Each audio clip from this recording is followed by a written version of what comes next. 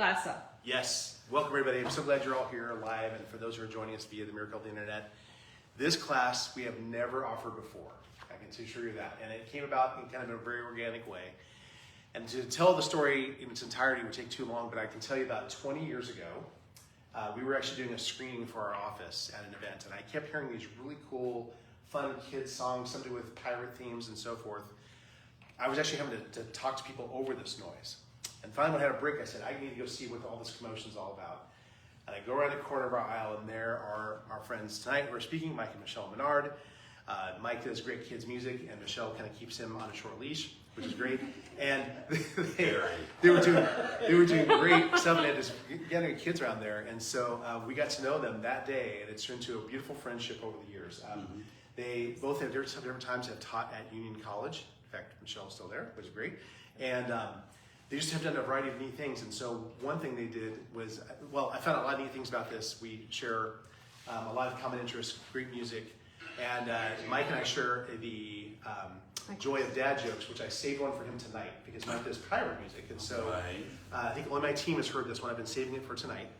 The story is told that a pirate actually walked into a bar and had a paper towel on his head.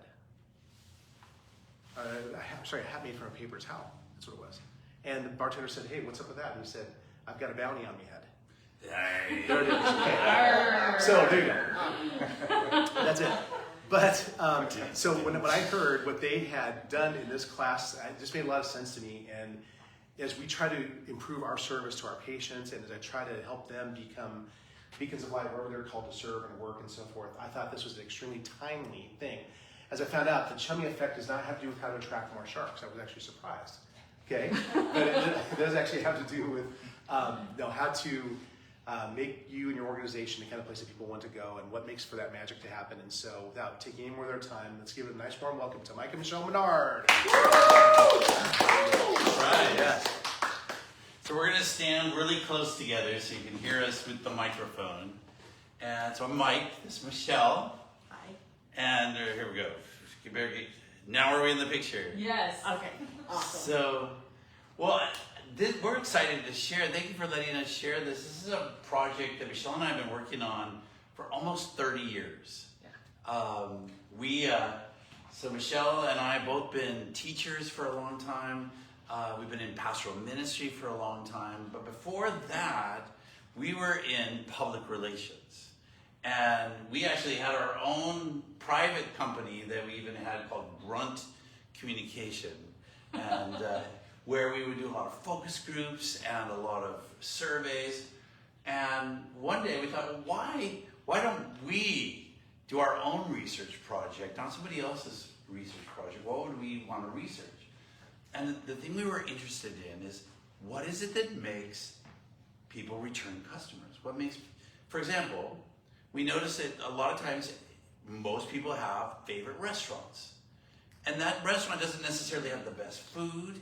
It's not the sexiest, but we love it. What makes us come back? There's something going on there that makes us love this place. And there are certain doctors that you love. This is why I'm glad to do it here, because I feel like Turning Point Chiropractic embodies what we're going to talk about here. What is it that makes people come back? What is it that makes people devoted to their church? What does it make people devoted to a product? So we started asking people, what is it that makes you go back to that restaurant? What is it that makes you go to that church? What is it that makes you enjoy this particular product? And we kept hearing the same thing over and over again. I don't know. It's nice. Why do you go to that restaurant? It's nice. Why do you go to that church? And I'll give you a big hint here, by the way. People don't go to a church necessarily because of doctrines or things like that, as much as it's nice. There are people who know my name. But nice wasn't very helpful. Nice means nothing. That's like the date when you don't know how to describe it. How was the date? It was nice. Oh, is that bad? So we thought, scrap that research project. Let's instead research, what do people mean when they say it's nice? because we thought if we could figure that out, then we could teach it. Because you can't teach just nice. And so we did so many focus groups, so many surveys. We read, I don't know how many. Went and sat and observed. Right. And just saw what are the interactions that are happening in companies that have high return rates, where people are like, I love this company. What's happening? What is it that's the magnet that pulls people? So what happened is we developed this idea that we call the Chummy Effect, which is actually built on a biblical idea, which is just this one right here, which is John 13, that just says, love one another. In the same way I loved you, you love one another. This is how everyone will recognize that you are my disciples, when they see the love you have for each other. I actually think that we found a way that people can tangibly do this. So what exactly is the Chummy Effect? Is it some sort of magical force? Certainly it is a kind of force, but is it magical? I would say no. But it is interesting that what it really is it's this gravitational pull we feel towards some individuals, churches, organizations, companies, and products. I would even add in there musical artists that you like. Why do people like a particular artist? Why are people loyal to a particular band? It's not always because their music's the best. There's something that makes you like them. And again, this was a part of our research. And so when this effect is in place, it seizes us and we experience brand and product loyalty. We become return customers. We become fans. We become church members. And even on an individual level, this works even at the individual level, we become friends. I even think we can become friends with an organization. Mm-hmm. I think, and that's, I think, a powerful place to be, where your customers become your friends. Right. I think that's a really powerful spot to be in. So what we did is, just through all our research, we began to see some things overlap. We began to see some consistencies. And we realized over and over again, what people mean when they say nice are 7 principles. Oh. And so we would like to present what these are, because they affect how we interact with each other, how we relate with each other, and how we communicate. And they ultimately determine long-term success. And so that's why I think this is incredibly invaluable. And again, why this is such a perfect place, because there are a few places I can think of that embody what we're talking about, like here. You guys really embody this. Well. So we're going to just blaze through these principles. And I bet as we talk these through, you're going to be thinking, oh yeah, we do that. We do so that. look for that and think about that. So here we go. So there are 7 principles, and here's the first one. And I think this is the most important one. None of the others work if this one is not in play. And that is, the effect begins and ends with gratitude. As a matter of fact, there is no effect without gratitude. Now, I don't know if you've ever experienced going to a restaurant where you feel like they're grateful you came. But that is inviting. When you come to your chiropractic office and you feel like, I think they're really grateful I came. That matters to us. It's not the same thing as, I'm happy you came.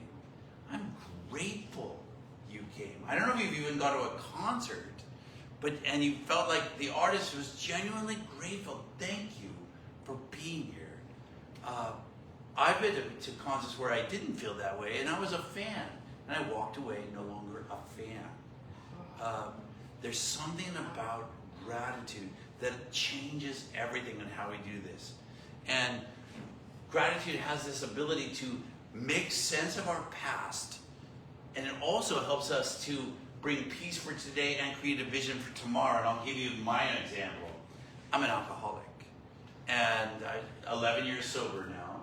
And I remember my first, thank you. And I remember the first time I went to AA, and they had some of the old timers there. To be an old timer means you're 30 years sober or more. And one of the guys on my first time said, I'm so grateful that God allowed me to be an alcoholic. And I thought that is the stupidest thing I've ever heard, because I'm not grateful at all.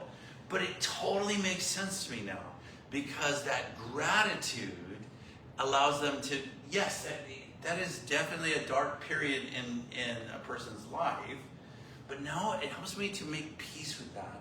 Because not only that, it helps me or make sense of that past, what's going on, but then it helps me make peace with now. Like, this now actually helps me in my present. I've been able to talk to more people and to minister and to help people that I never dreamed of because of that past. And it also gives me a vision for the future.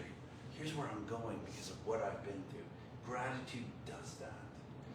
I remember probably 15 years ago, I was in a place where I was really struggling, and Mike said to me, Michelle, I think you should do a gratitude list, like a daily gratitude. So I started doing it, and I still do it today. And so every morning I take time to like list out things that I am absolutely grateful for. And it was amazing to me to see how it made sense of my past, it gave me peace for today, and it gave me a vision for the future. It totally did that, and I think it just kind of switched my perspective on life. Gratitude has that power, and so when we express gratitude to someone who's coming into our business, it has an impact on them. It changes them, and it changes you too. And so gratitude is incredibly powerful. Now here's an interesting fact. So people are incredibly forgiving. People will forgive almost anything. Give it enough time and contrition, people will forgive you. You could steal their money, you could beat them up, give some time and some contrition. People will forgive you. The one thing human beings struggle to forgive is if we sense that somebody was ungrateful. 30 years later, you're like, I don't like them, I don't remember why. When you ask them, well, you know, I did this thing for them and they seemed ungrateful. There's something in us that really irks us. And there's also something in us that when someone is grateful that we feel that. And there's also something in it when we express that gratitude that they receive it. So, principle number 2, this one is getting out practical. Oops, I just knocked your papers down. And that is everyone matters. So whenever this effect is in place, one thing we notice that people appreciate the fact that everyone matters. And essentially what we mean by that is that there are no unimportant people. You've all been to a place, you've been to a doctor's office, you've been in an organization where some people get treated better than others. These people get a little extra special treatment as opposed to these people. We don't like that. We reject that. We're bothered by that. When we see that, it affects our opinion of that organization, and it makes us question. Right? And that's true of a product, that's true of a church. Now you're like, why do we have this picture of this janitor guy? What's the point of that? Well, he just looks like Joe Blow, right? But he's actually one of the wealthiest people in New York City. He owns a whole bunch of buildings, and one of the things he loves to do is just, he works as a janitor in his buildings because it gives him a chance to talk to people, find out what they're doing. And the reason why we show that is not only does every person matter, but you don't always know who you're talking to. Because we have this sense, like for example, maybe Michelle, you can talk a little bit about the office manager. Because office managers, people sometimes think of they're just the office manager, but they actually are the person that is most responsible for getting a job. Right. As someone who has over the years hired a lot of people, my office manager was an eye into the character of the person sitting in the lobby waiting for their interview, having conversations with them, and unassuming often, and able to just have conversation and get to know them in a very practical way. I remember when I applied for a job, I listed my office manager as one of my references. And somebody that I was interviewing with was like, why did you put your office manager on there? And in my opinion, she probably knew me better than anybody else on that reference list. And to me, that was a little bit of a red flag. It's like, wow, actually, I think that person should be highly respected. So you never know what input that person's going to have and how they have influence in your life. Another example, in the last few years, I was working with our enrollment team at Union Adventist University, and we would have guests come to campus. And I knew that one of the most important, there was a couple people that most people don't think about that were incredibly important to the experience. The person who was running custodial for our campus, one of my good friends, and the person who was doing the grounds, another one of my good friends, because they created the atmosphere of the experience, highly important. Most people would say, oh yeah, that's just the grounds person, that's just the janitor. No, they're highly important to the experience. And so I think that's just an example of how we can have a tendency to, not think highly about everybody, but everybody has something that they bring and they're important. And when you treat them well, it also makes a difference to the people around them. They notice. So one of our heroes is Herb Kelleher. He's the founder of Southwest, and he's passed, and I don't think Southwest has ever been the same since he retired. And he says this, he says, I believe in one business principle. When you are nice to everyone, everyone will consider flying with you. If you are mean to one person, you are mean to all. Now, what does he mean by that? Well, it's actually a very simple business principle. And that is, if somebody calls Turning Point and just happen to get somebody on the phone, which would never happen here, that's in a bad mood that morning. And so you're talking to them and you're trying to make an appointment, in a bad mood. You don't hang up the phone and say, wow, that person at Turning Point was rude. No, you think Turning Point was rude. And that's how it works. When you call the bank and you get someone rude, it's not that person was rude, the bank was rude. So we respond to this. This is why everyone matters. And training people to recognize this and recognizing that matters to us, that everyone matters. And we notice it when people don't do that. And like that is principle number 3, that is everything matters. And that is that details actually are important. Everything you do or say or produce speaks niceness or it doesn't. And a good example would be if you go to someone's house for dinner and they've put out this really nice spread and they've got dishes out and everything just looks nice, that's your response. You're like, wow, thank you. That is so nice. You're not thinking like, wow, look at this fanciness. No, you take it as a kind of kindness. And this is actually true. Attention to details is inviting and attractive to people. And I know we have some Disney fans. So this is actually from the carousel at Disneyland. Why do we have that? Well, I'll tell you why. And that's because the number one company as far as repeat customer satisfaction is Disney parks. And by that, what I mean is that there's a scale that's based on your expectation and then meeting that expectation. So when I go to the DMV, I may leave perfectly content because my expectation was down here and I came out here and I think, that was pretty good. When you go to a Disney park, your expectation is astronomical, almost unachievable. That's how high it is.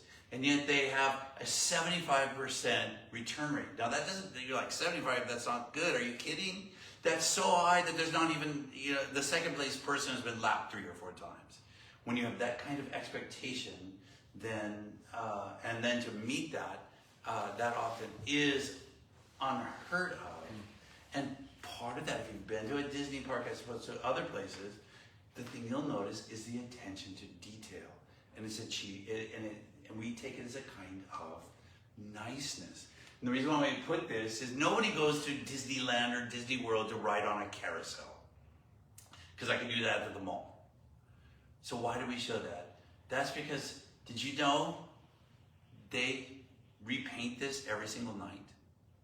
Not the whole thing, they touch it up with paint every single night. Now, they don't have a sign that says, hey, we touch this up every night. But you just heard that and you're like, wow, that's meaningful. But I think by the way, that's also real gold leaf on there. Yeah. I think that's part of it, is Disney, the attention to detail is part of their thing. It's part of what helps them connect with us. And when you hear about the details, like, for example, they have red bricks that are your walkway in because it's your red carpet to your event. And so they do these little details. When you hear about them, you're like, oh my goodness. Or the firehouse, if you look up there, the light is always on in the window. And that's because when Walt was at Disneyland and he was in his apartment, and in the park, the light was on. And so those attention to details, you start to hear them and you're like, wow. It gives you this connection and this like awe of them as an organization because they have this attention to detail. It's also why the highest paid people at a Disney park are the gardeners, because that kind of detail matters. And that is true of an organization, that's true of a business, that's true of us. When we take care of details, then people interpret that as a kind of niceness. The next one is one of our favorites that we didn't expect to find in our research, and that is presence is powerful.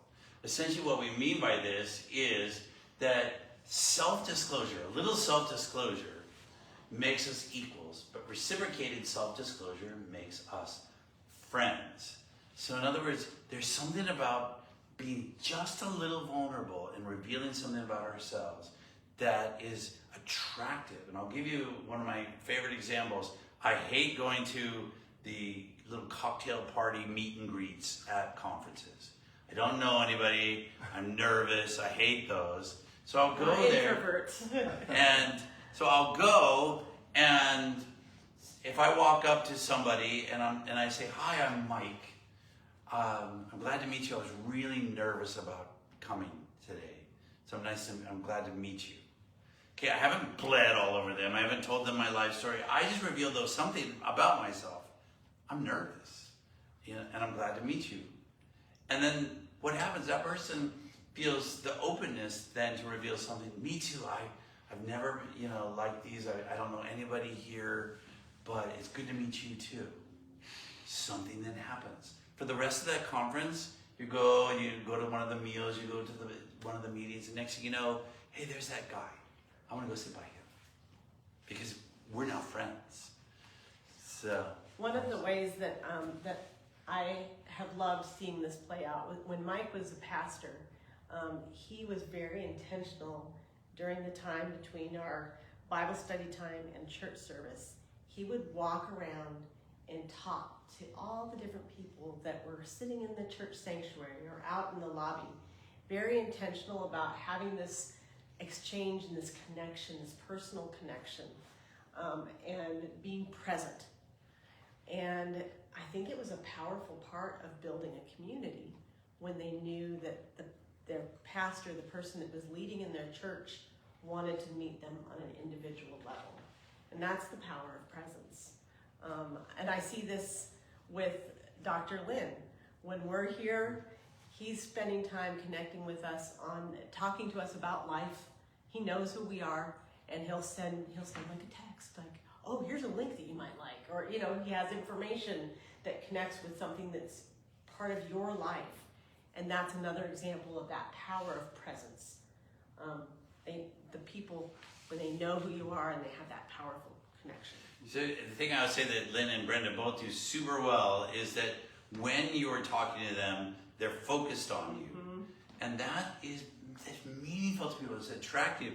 And that's why we say the power of this principle lies in listening to understand rather than listening to respond. So I'm not listening to see what I'm going to say next. I'm listening to understand what's going on, what's happening in your life. I have that sense that, wow, they care. Again, this goes back to the idea of gratitude. They're grateful that I came. And I feel that they're grateful that I came, which makes me more of a loyal customer, makes me loyal. And this is true in everything. This is from the individual level to the church level to the, to the corporate level. So moving on, this is a big one we heard over and over and over again. That one of the things that people love or hate, they love it when people do it and hate it when they don't, and that is share your successes, own your failures. Now, all of us have worked with somebody or for somebody who was happy to take all the credit for the success and quick to pass on the blame. We don't like that. Nobody seems to like that. That's a very unappealing thing. And if you want to have people attracted to applaud you for your successes, we have to be willing to own up to when we fail. And it's okay sometimes to say, hey, we let you down on this one. The single most successful ad campaign in the history of television ads was Domino's Pizza. And what this was, I don't know if some of you might remember this. They came out where they had the CEO that came on and said, look, we asked our clients, what do you think of our pizza? And we didn't like what we heard. And basically he says, all these things everyone said about Domino's Pizza and how awful it is. And they said, we heard that. And it hurt, but we're taking it to heart. So we went back and we've improved on our product. And they have actually, if you compare Domino's from back then to now, it's way better now. People responded to that. Here's the CEO saying, you're right. We've been putting out a lousy product. We're fixing it. And they even had some of the head chefs, who developed the product saying, we took it personally and we're fixing this. And some of the others in the company, people respond to that. When you share success but be willing to own all the failures. The principle 6 is what you say matters less than who you are, or put it another way, it matters that you be authentic. I think this connects with the previous one. It goes further into this idea that authenticity is important to the people you interact with, to your customers. Now, one of the things that is interesting about this idea is, can you fake authenticity? And we discovered that yes, you can in the short term. You can fake it in the short term, but never in the long term. Which is kind of true of all of these. I feel that each one of these principles can be faked in the short term, but it's difficult in the long term. You can fake gratitude in the short term, but never in the long term. But the point is that words are easy, but actions speak to that authenticity. What I do speaks to who I am more than what I say. And so it's important that we back up what we say. This makes us more attractive when you have organizations that say we're going to do this and then follow through with it. That we believe in this and then you see it in practice. That really matters to people. And then one of the things, how do you tell if this effect is in play?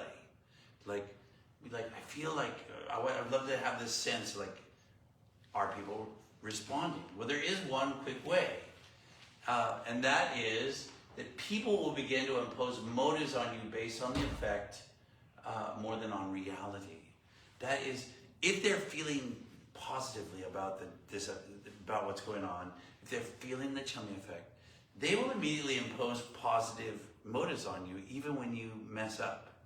We do this all the time with politicians. If we like the politician and they say something dumb, which they will because they're human beings, then we've already got answers like, they didn't mean it that way. They were tired. But if we don't like them, we're jumping in and saying, see, told you. Well, people do that with us too. People do that with organizations because... Or family members. So if the effect is in play, people actually already begin to protect you and impose positive motives on you. and deserved or undeserved, and they'll do the opposite of that. We'll do that with our musical artists who do something dumb. If we love them, we're already kind of defensive of them. If we didn't like them, we're like, see, what? I knew they were a jerk. We do that all the time. So, and then the last one. This one is the one that really surprised us, and that is, if the effect is in play, you must provide the occasion to take you home. Now, what does that mean? Because that immediately sends up red flags. And this is an idea that we got from the Grateful Dead. So in effect, if the effect is in play, beneficiaries will want to take you with them, and you must make that possible. Here's how we learned this from the Grateful Dead. Grateful Dead, most successful touring band of all time without really a hit. Maybe they had kind of a hit, Touch of Dream, but really no hits. But people, when you hear Deadheads, and those of you who are old enough to remember what a Deadhead is, just what they're describing in their experience is called the Chummy Effect. This was shocking to me. Did you know the Grateful Dead is the first band that came up with the idea to sell shirts? I mean, you hardly can go to a concert without people buying shirts. But, in the late 60s, they got booked to do 3 shows at Carnegie Hall. And they thought that was funny, because here are these dirty hippies from San Francisco doing 3 nights at Carnegie Hall. And so one of the members said, oh, that's funny, let's make shirts. And they had the Grateful Dead at Carnegie Hall. And so he made 100 shirts, thinking that would be plenty for the 3 nights. They sold all 100 the first night. So we made 500 shirts for the next 2 nights. But they sold all 500 shirts the next night. So they thought, let's make 1,000 shirts, and we're about to go on tour to Europe. We'll sell it there because people think that's funny, Grateful Dead at Carnegie Hall. They didn't quite, but almost sold them all on that 3rd night. And suddenly they realized, when people are experiencing this effect, you feel the uncontrollable urge to take them home with you. When you go to a Disney park or any sort of fun thing and you have this experience, what's the first thing you want to do? You want to get a souvenir. Yeah. Why? Because you felt something and you want to take it home with you. And so you have to make, if you don't have that available, people literally will be frustrated with you. Like, I need something to take home with me. I think this applies. You got to be a little bit creative in thinking about this, but it applies to individuals. It applies to companies. It applies to everything we've been talking about. So I noticed that Turning Point now has stickers that you can take home with you, so that you have a Turning Point sticker. An example. That's no small thing, that there are things Right. that you can take with you at a church, at an organization. This is why we, by the way, do this. If you're like, it was okay and you didn't feel anything, you might toss it or throw it in the back seat of my car. If you thought, man, that was good, and I like that, you might stick it on your fridge. And you're not going to think I need to put this so I remember all these points. You're going to do that because you're like, I like that. That was fun, and it reminds me of fun, and then I'll see the information.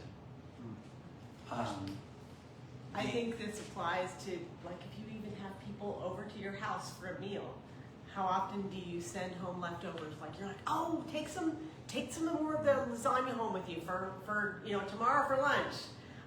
It's part of what we do. I know when our family, when Ramsey, our son, was young, we decided to create a family motto so that we could be impacting people's lives. And I feel like that was a way of doing this. Our motto was and we talked about it at dinner every night, to make someone's day every single day. That was our family motto. And it was kind of our way of doing this, finding ways to let people experience friendship from our family. So several ways that this is at play with people. One is when you reward regular customers, it's a way of giving them something that they take home with them. People also will take in, if you go to you have a restaurant you love that has a secret menu. In-N-Out Burger, which is not here yet, but I'm praying it will soon. It's famous for this. If you're a big fan, people will be ordering things that aren't on the menu because it's a way to reward customers who are in the know. And you feel like, oh, we've got this thing. I've taken this secret information with me. But now, how does it work? If let's say I have this great experience with Dr. Lynn, he and I are talking, and I just feel the Chummy Effect. How weird would it be if Dr. Lynn was like, Mike, here's my shirt. You should buy my shirt. It's got my face on it. Well, actually, I can imagine it doing that. Well, how does that work? Because I can't do that. Like, here's my shirt. So how can people, as individuals, when they have this experience, send something that lets you take them home? So one of the really simple ways is sending a thank you note, like handwriting a handwritten thank you note that you mail, even a text, but like a handwritten thank you note. So every once in a while, I've taught for forever, and every once in a while at the end of a semester, a student will write me a note and thank me, and every single one of those is up on the wall, because they're meaningful, they have impact. So that's one way that we can definitely let somebody take us home. So when I was doing kids music, if you have a family with 3 kids and they might buy a CD, well, that's one CD for the whole family. Everyone doesn't come home feeling like they got something. So we decided, we need to offer them something. So we would tell kids, if you go back, you could have a free poster, and if you bring it up, we'll sign it. It didn't cost us hardly anything, but they got to go home with something. I actually talked to somebody, it's a little embarrassing, they're like 25 years old. They're like, your poster's still on my bedroom wall. It might have been Melina.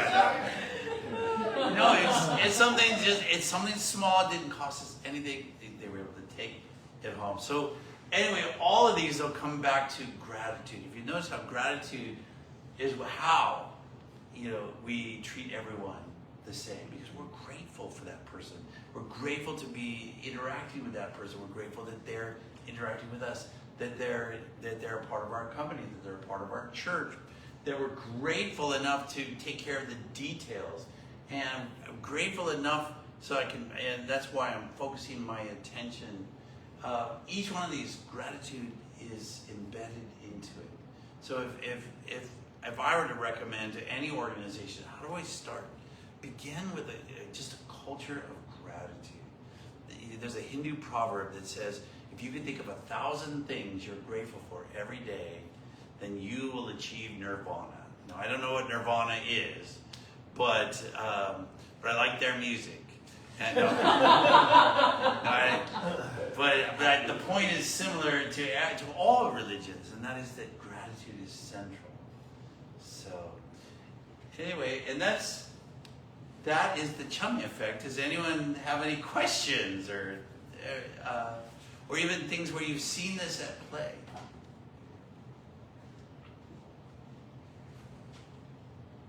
No. All right. I actually, You have to be closer to the mic. yes. Oh, yeah. Here, I'll switch your places. Trying to be close to Michelle. This is great stuff, guys. That's really good. There's the thing about Disney. I've been kind of a student of Disney most of my life because I'm like, how do they pull this off? There's so many theme parks throughout the world, right?